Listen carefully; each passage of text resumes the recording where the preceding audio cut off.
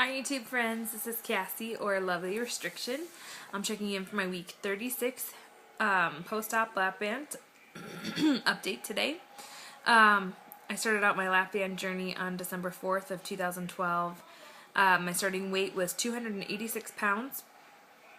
Last week I weighed in at 204.0 and today I weighed in at 201.0, so a 3-pound loss.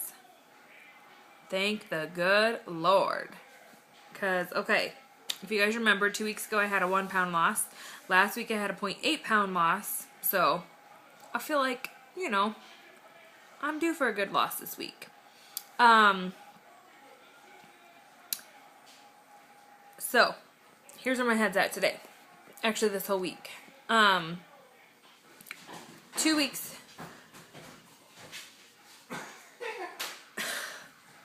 My husband and the dog are playing and they're running around in there. But for the past 3 weeks, okay, so 2 weeks ago, and for 2 weeks, oh, and here's a puppy. Okay, so we're having some issues here. Tess, down. So, sorry. Okay, so am I gonna have to refilm this? Tess, stop that. She doesn't actually bite me in the face, she just licks. She's an excited pup. Her birthday's actually this weekend. She will be 1 year old this weekend.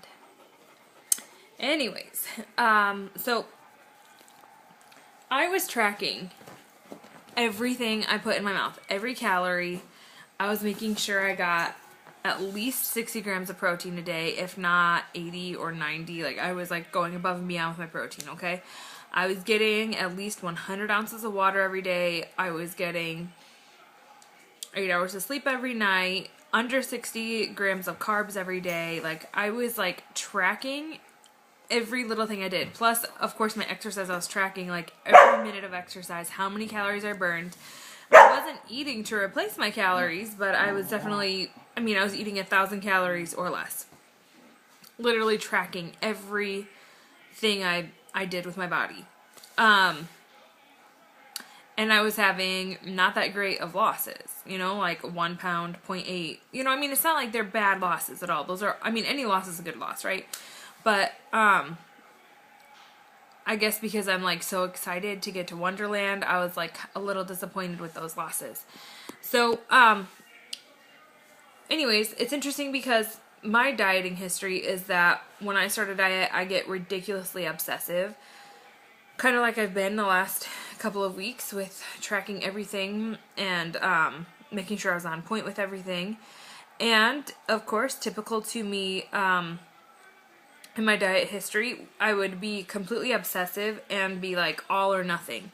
Like, I would completely commit to the diet, commit to whatever exercise program is on, and I would like do it like balls to the wall, get it done, until I would get to the point where I was obsessing to the point I was having anxiety over everything I ate and tracking and just, you know, whatever the case may be, and I would give up because it was like overwhelming me. Well, that's the point I got to. After my weigh-in last week, when I came in at, you know, just 0.8 pounds down from the week before, I was a little frustrated because of how much work I had been putting in. And the thing is, since I've had my lap band surgery, I'll have a couple of days where I might get like that, but then I'm like, why am I doing this? I'm losing. I don't need to be like obsessive like this. Like, it's okay to track and stuff, but if I track, I get obsessive about tracking. So anyways, last week after I weighed in, I just had that breakdown moment where I was like, okay, seriously, like, I'm not even losing anyways. Why am I obsessing about tracking all this crap? It's how I eat anyways. Like, it's what I aim to do every day anyways. So why am I like getting myself all stressed out every single day? It's not worth it. So this week, I didn't track my food at all. Not for one single day. I did not. I use Lose It. Whenever I do track, I use Lose It, the app on my phone. So I decided that's it. I'm done tracking. So I didn't track a single calorie. I don't know how many grams of protein I ate every day. I roughly know. I know I at least got 60. Because I do like pay attention as I'm eating my foods. Like, okay, my tuna had 20 protein. My breakfast had, 17 protein. I had a latte in the afternoon with skim milk that had 10 protein, you know what I mean? So like I keep track throughout the day, like knowing like, okay, by the end of the day I'm consciously getting, you know, my dinner had 24 protein or 30 protein or whatever it was. Like, so I know that by the end of the day I am getting my protein. But I don't know how many calories I consumed. I don't know how many grams of carbohydrates I consumed.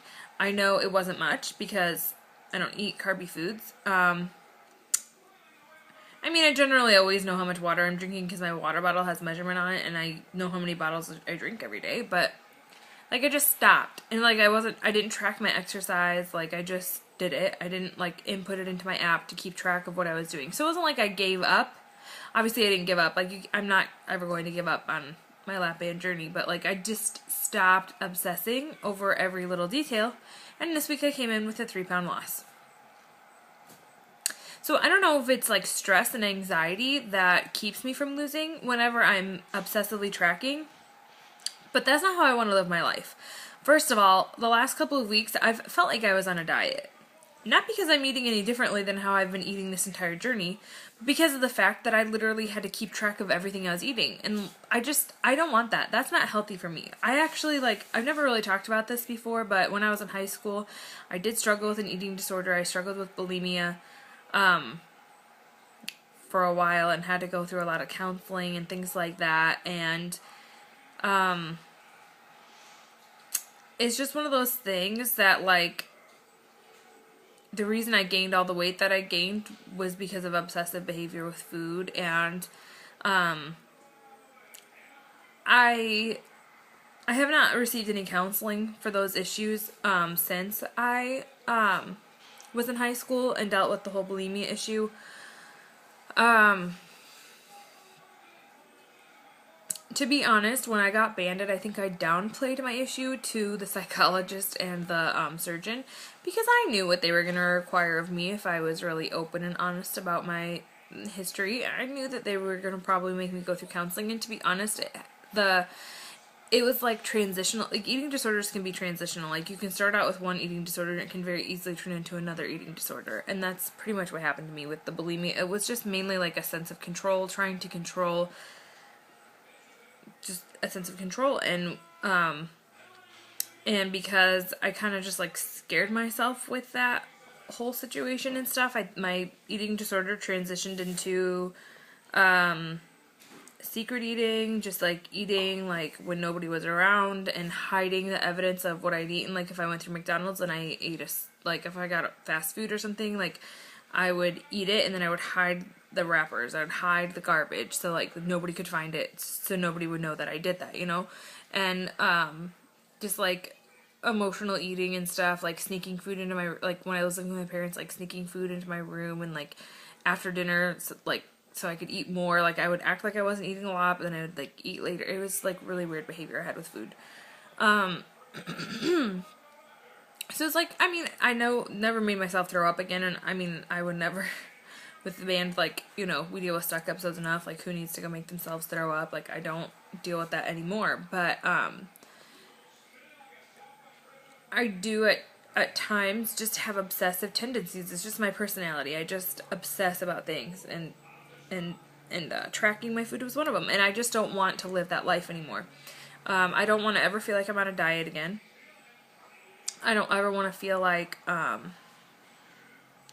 don't ever want to feel controlled by food. So, I know that some people have to keep food diaries, they have to log their food, they have to this, they have to that, whatever.